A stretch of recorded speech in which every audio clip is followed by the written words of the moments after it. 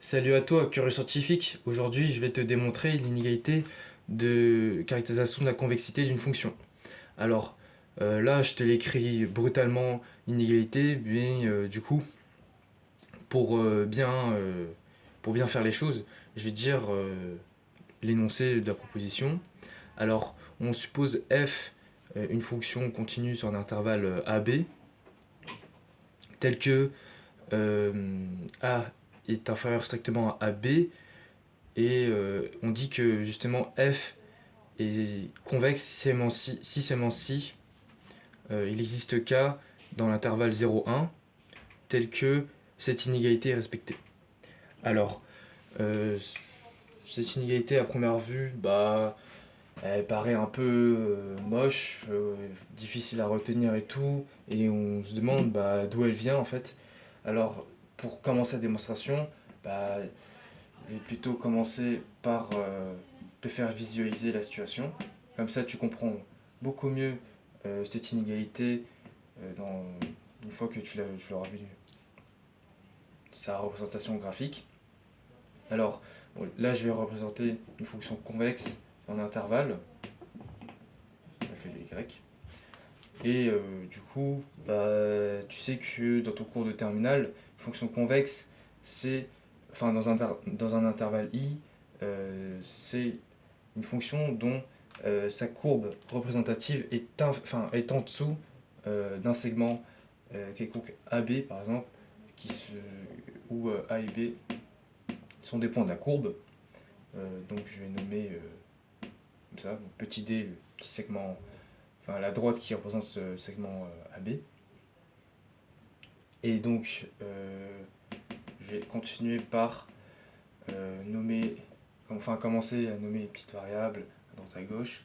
Donc pour l'instant, ce que je fais, c'est pas très intéressant. Et justement là, c'est là que ça va démarrer la démonstration. Donc on va se référer à cette figure tout au long de la démonstration. Comme ça, tout sera clair et il n'y aura pas d'ambiguïté. Donc pour démontrer cette inégalité, on va se servir d'une représentation paramétrique du segment AB. Parce que en fait, cette démonstration, bah, je l'ai vue dans mon bouquin.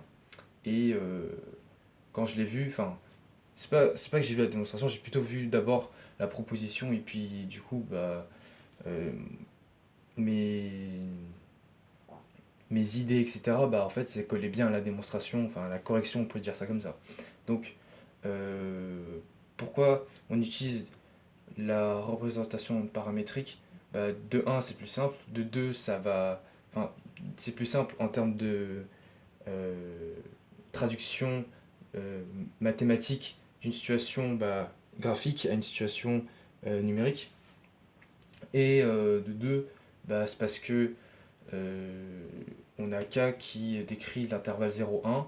Donc forcément, ça pourrait nous faire penser directement à une représentation paramétrique du segment AB, puisque si un point M appartient à AB, donc on va nommer par exemple M de coordonnées x, y, alors AM, le vecteur AM est collinéaire à AB tel que K est situé entre 0 et 1.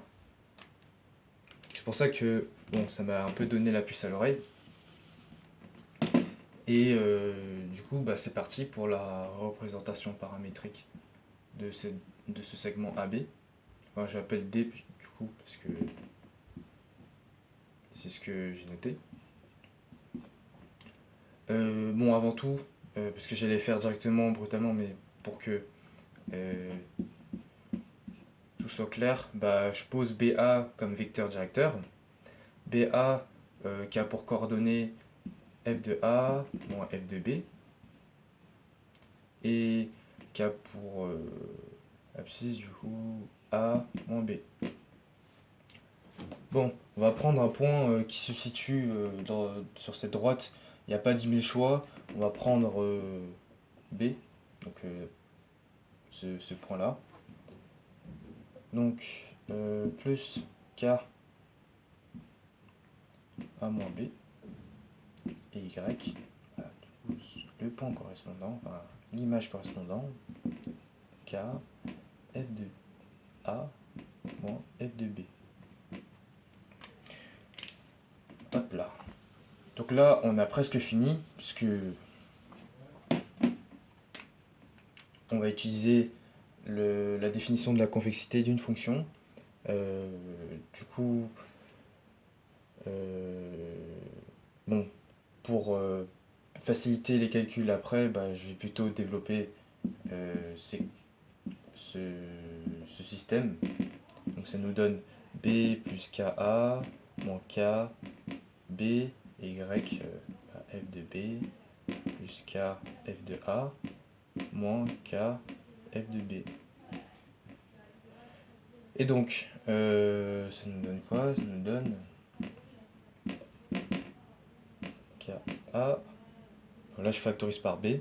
Donc ça nous donne bien B facteur de 1 moins K et Y. Je factorise par F de B là. Donc je laisse bien F de A. Un K F de A plus F de B 1 moins K. Et on voit directement que ces deux relations, bah, ça colle bien à l'énoncé.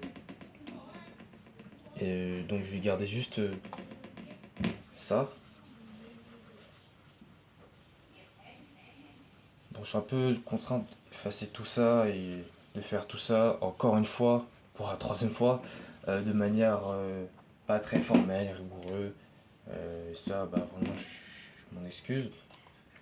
Mais bon, donc, par définition de la convexité, la droite AB est située au-dessus de la courbe CF dans cet intervalle, ce qui veut dire que f de x est inférieur ou égal à y, avec bien sûr x qui se situe dans cet intervalle AB. Donc, intervalle ouvert ou fermé, c'est pas, enfin, c'est pas très grave, ça marche hein, si c'est un intervalle fermé, enfin ouvert, du coup. Et donc on va juste remplacer bêtement x par ça, y par ça. Ça nous donne directement f de ka plus b 1 moins k est inférieur ou égal à k f de a plus f de b 1 moins k. Alors voilà, on a retrouvé la relation qu'il fallait démontrer. Et pourquoi bah, je fais cette démonstration? C'est parce que justement, en classe de terminale, on n'en parle pas, ou je ne sais pas, mais en tout cas, dans mes cours, il n'y avait pas cette inégalité, et bah, je voulais en parler puisque ça justifie pas mal d'inégalités bien connues, par exemple l'inégalité triangulaire, puisque en fait, si pour une valeur particulière de k qui se situe entre 0 et 1, on va prendre par exemple k égale à 1 demi, on a bien du coup f de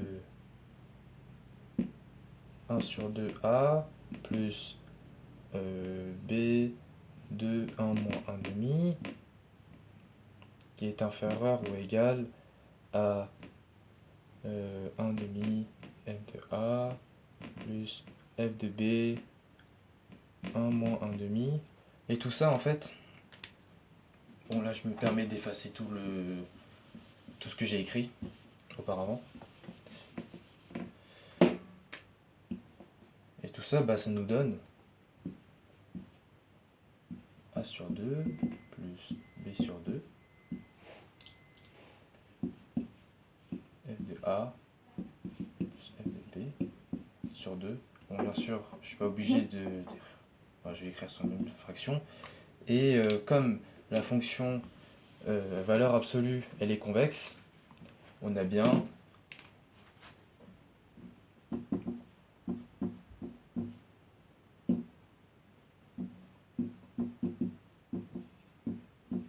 et si on sort le 2, bah, on retrouve bien l'inégalité triangulaire.